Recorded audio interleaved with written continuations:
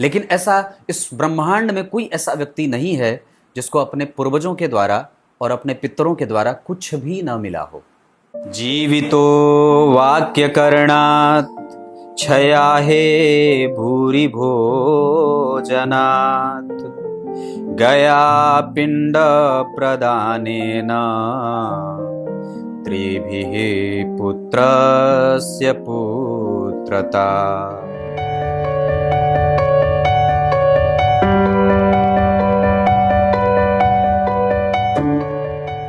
प्रिय दर्शकों, नमस्कार।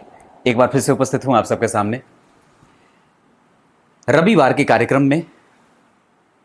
29 सितंबर से लेकर और 14 अक्टूबर तक पितरों का पक्ष आता है। पितरों का पक्ष मतलब जैसे उस दौरान ये जो अगले 15 दिन 16 दिन का ये पूरा काल है, ये हमारे पितरों के लिए पितृपक्ष के नाम से जाना जाता है। जो ये भौतिक शरीर है, जब इसमें से आत्मा हमारे प्राण हमारी जान इसमें से निकल जाती है, तब वो प्रेत या पितर बन जाती है और फिर ये भौतिक शरीर जल करके गंगा जी में प्रवाहित कर दिया जाता है। पर ये अगले जो 15 दिन का समय आने वाला है, ये हमारे पूर्व जन्म या इस जन्म में जो भी जिनका हमसे संबंध होता है, इस जन्म में जिनका हमसे संबंध होता है, क्योंकि संबंध आपका किसी से इस जन्म में ही खाली नहीं है, पूर्व जन्म से ही वो व्यक्ति के साथ, जिसके साथ भी आपका जो संबंध बनता है, वो पूर्व जन्म से ही बंधा होता है। तो जो हमारे पितर हैं, जिनके ही धन के द्वारा हम लोग पुष्टित होते हैं, अगर आपको लगता है ये कार्यक्रम, मैं आपको एक बड़ी अच्छी बात बता दूं, अगर आपको लगता है कि आपको आपके पूर्वजों के द्वारा कुछ भी नहीं मिला है, कुछ भी का मतलब धन नहीं होता, हो सकता है आपके पूर्वजों के द्वारा आपको धन न मिला हो, पर अगर आपको ये बहुत संतुष्टिजनक अगर इसका उत्तर मिल जाए कि आपको आपके पितरों के द्वारा कुछ भी नहीं मिला है, तो ये पितृपक्ष आपके लिए नहीं है। लेकिन ऐसा इस ब्रह्मांड में कोई ऐसा व्यक्ति नहीं है जिसको अपने पूर्वजों के द्वारा और अपने पितरों के द्वारा कुछ भी ना मिला हो, क्योंकि ये शरीर आपके पूर्वजों के द्वारा ही दिया गया है।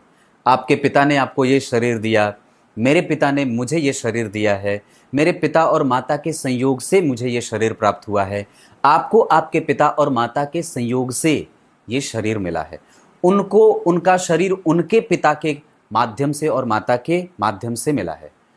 तो हम सदैव ही चाहे अपने माता पिता को कितना भी कुछ कर दें, ये सबसे उत्तम ऋण हो जाता है और सबसे सर्वश्रेष्ठ ऋण होता है कि पिता के ऋण से मुक्त हो जाए, जिसे पितृ ऋण कहते हैं।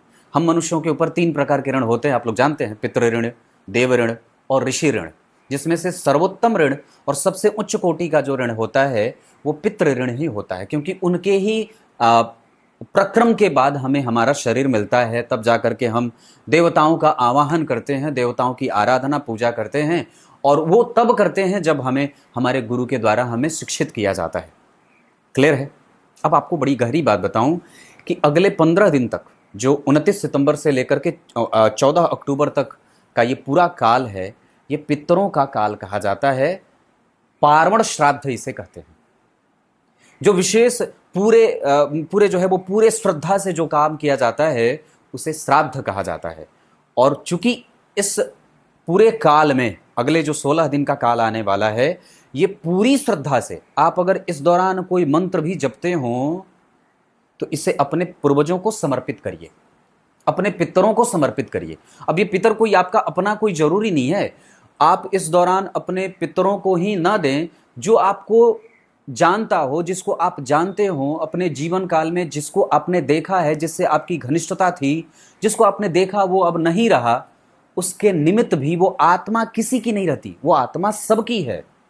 ऐसा जरूरी नहीं है कि जिस व्यक्ति को आपने अपने सामने मृत्यु में देखा है या मृत्यु होते देखा है या जो आपके सामने नहीं रहा, उसके निमित्त भी अगर आप कोई कृत्य करेंगे, दान पुण्य करेंगे, तो उस आत्मा का आशीर्वाद आपको मिलता है और आपका प्रतिफल बढ़ता है और आपको उस आत्मा के संतुष्ट करने का पुण्य फल प्राप्त होता है। आपके खानदान में वो नहीं जन्मा है, आपके कुल गोत्र में नहीं जन्मा है, आपके पड़ोस में ही अगर कोई किसी व्यक्ति की मृत्यु हुई और इस 15-16 दिन में अगर आप उसके निमित्त एक मंत्र एक दिन का भी जप लेंगे तो उससे वो आत्मा संतुष्ट होती है और आपको आशीर्वाद देती है। ऐसा आप किसी के लिए भी कर सकते हैं। विशेषतया ये 15 दिन का जो पक्ष होता है, जो भाद्रपद के पूर्णिमा से शुरू होता है और आश्विन माह के कृष्ण पक्ष के अमावस्या तक ये पूरा काल चलता है। और ये पर्व पितरों का पर्व कहा जाता है, जिसमें हमारे द्वारा किया गया कोई भी कृत्य हमारे पितरों को जाता है। आप मंत्र जप करें, आप कोई पूजा पाठ करें, कोई विधि करें, कोई उपवास करें, कुछ भी करें, वो सब उसको वो समर्पित, वो लेने के लिए तत्पर होते हैं। और एक बात बड़े मैंने उस कार्यक्रम में भी बताई थी और आज भी बता रहा हूँ कि देवताओं से भी ज़्यादा आशीर्वाद अगर किसी का मिलता है तो हमारे पितरों का मिलता है।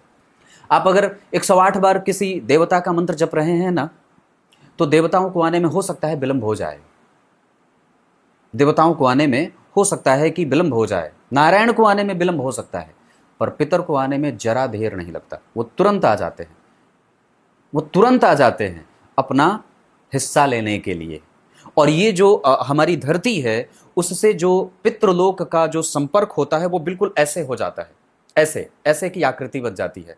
मतलब ये जो पितरलोक का गोल छिद्र है, वो एक छिद्र से हमारे पृथ्वी लोक के छिद्र से उसका मिलान होता है।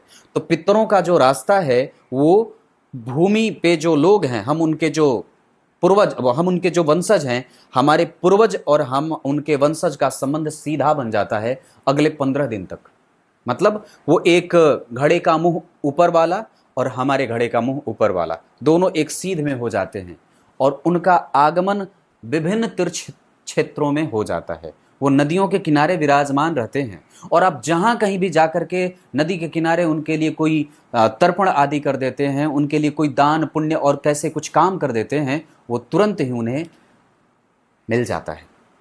इस वजह से 29 सितंबर से लेकर के 14 अक्टूबर तक का ये पूरा काल अपने पितरों को समर्पित करिए। उनके नाम पे सुंदरकांड का पाठ कर सकते हैं, गीता जी का अध्ययन कर सकते हैं, रामचरितमानस पढ़ सकते हैं, कुछ भी पढ़ सकते हैं, कोई भी शास्त्र उठा करके, पुराण उठा करके कुछ भी पढ़ सकते हैं। यहाँ तक कि आप गरुड़ पुराण भी पढ़ सकते हैं, कोई पुराण उठा करके पढ़ लीजिए और उसका फल समर्पित कर दीजिए अपने पितरों को। ये पितर सिर्फ आपके माता पिता, आपके दादा दादी, आपके मामा मामी नहीं होते, ये आपके पूरे खानदान में, आपके ससुराल के, आपके मामा के, आपके मतलब हर जगह जो भी है आप जिससे संबंधित हैं, आप उन सब को अर्पित किया जाता है। ये पितृपक्ष का काल संपूर्ण उनको अर्पित किया जाता है। उनके नाम पे नाम जप किया जाता है, उनके नाम पे अखंड कीर्तन किया जाता है। ये सारे कृत्य करने चाहिए। पर इस दौरान क्या क्या और भी विधिवत विभिन्न शास्त्रों में क्या बातें आती हैं। 5 वृक्ष अवश्य ही अपने पास लगाना चाहिए, अपनी भूमि में या कहीं भी आप अगर हो सके तो उसकी देखभाल की सुरक्षा बढ़ाएं। सबसे पहले तुलसी का बिरवा लगाइए। पितृपक्ष में तुलसी के वृक्ष लगाने से पितर तृप्त होते हैं और शांति उनको मिलती है। दूसरा बरगद, बरगद का वृक्ष अगर लगा दिया जाए और वो बरगद फला फूला जाए, बहुत मजबूत हो जाए, तो उससे हमारे पितर को शांति मिलती है। तीसरा बेल, बेल का वृक्ष जिसे बेलपत्र निकलता है, उसका वृक्ष लगाना चाहिए। वो बेलपत्र जहां से निकले वो वृक्ष, बिल्वपत्र का वृक्ष, बेल का पेड़ इस पितृपक्ष में अगले 14 अक्टूबर तक अवश्य लगाइए। 29 सितंबर से लेकर के 14 अक्टूबर के बीच में। तुलसी बताया, बरगद बताया, बेल बताया, उसके बाद पीपल का वृक्ष लगाना चाहिए। पीपल का वृक्ष अगले 15 दिन में अवश्य लगाइए अपने घर के आसपास। और अपने घर के ठीक सामने अगर जगह हो तो 5वें वृक्ष के रूप में अशोक का वृक्ष लगाया जाता है। इससे हमारे पितर तृप्त होते हैं और उनका आशीर्वाद हमें अभिषिक्त करता है, मतलब उनका आशीर्वाद हमें प्राप्त होता है। मैं आप लोगों को सिर्फ इतनी बात कहूंगा, कहा गया है कि पुत्र वही है जो अपने पिता की जीवित रहते, जीवितो वाक्य करणात्, कहा गया है जीवितो वाक्य करणात्, जीते जी अपने पिता की प्रत्येक आज्ञा का पालन करता रहे, प्रत्येक आज्ञा का पालन करता रहे। क्षयाहे भूरि भोजनात्, उनका जब क्षय हो जाए, जब वो मृत्यु को प्राप्त हो जाए, तब उनके नाम पे भोजन कराए। मतलब जो श्राद्ध वगैरह होता है ना, दाह कर्म, दाश कर्म, दशगात्र वगैरह, 13 जिसको बोलते हैं, वो सब विधिवत कराए। विभिन्न प्रकार के ब्राह्मणों के द्वारा, योग्य ब्राह्मणों का बुला करके उनको उनकी संपूर्ण दशगात्र विधि करे, गया पिंड प्रदाने न, और उनके मृत्यु के बाद गया में जाकर के पिंड दान करे। ये 3 काम जो पुत्र करता है वही श्रेष्ठ पुत्र कहा जाता है। बाकी तो सब, मेरे पिताजी कहते हैं कि पुत्र वही जो ये 3 काम करे। ये उनका ही श्लोक है, मैंने उनके ही मुंह से सुना है, पिताजी के मुंह से मैंने सुनी है बात। ये जो श्लोक मैंने बताया, जीवितो वाक्य करणात, छया है भूरी भोजनात्, गया पिंड प्रदानेना, मतलब वही पुत्र तो पुत्र है, बाकी तो सब मूत्र होते हैं, पुत्र नहीं होते। तो कहने का अर्थ है ये जरूर ही करना चाहिए। ये आप लोगों को मैं इसलिए बता रहा हूं क्योंकि राशिफल का चाहता तो आज कार्यक्रम लेके आ सकता था, पर सोचा कि नहीं, सबसे ज्यादा आवश्यक इस बात की है, क्योंकि अगर आप उत्तरोत्तर वृद्धि चाहते हैं तो आपको ये करना ही होगा, नहीं तो आप बेवजह की चिंताओं से मुक्त कभी भी नहीं हो पाएंगे और आपकी प्रगति प्रत्येक पल बाधित होती रहती है। और अगले 15 दिन तक जो भी काम करें, अन्न का दान करें, ब्राह्मणों की पूजा, ब्राह्मणों की आराधना, ब्राह्मणों को दान, मंदिर का दर्शन, उनके निमित्त कुछ भी दान, कंबल, कुछ भी जो बन सके आपके पास जो भी है, आप कुछ भी दान करिए, पर अवश्य दान करिए। तब तक के लिए बहुत बहुत नमस्कार।